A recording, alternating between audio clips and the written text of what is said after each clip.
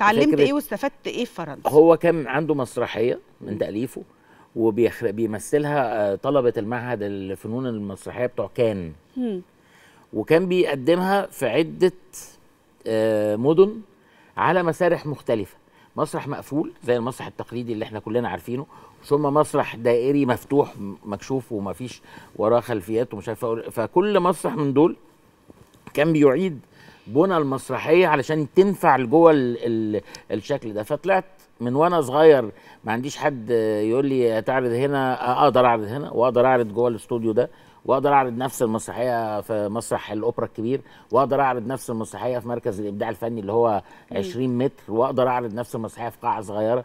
ازاي انت تبقى انت المسيطر على شغلك مش شغلك المسيطر عليك؟ يعني مفيش حاجه اسمها اصل الديكورات ما تخشش، لا الديكورات تتعمل وتقدر تختزلها وتقدر تحطها جوه الحاجه، اصل العدد كبير في المشهد ممكن تعمل، يعني تصرف المخرج هو اللي بيسيطر على الشغل. فدول كلهم كانوا مؤثرين فيا جامد، كرم مطاوع، جيرار جيراس، ثم في ايطاليا دانيلو كريمو.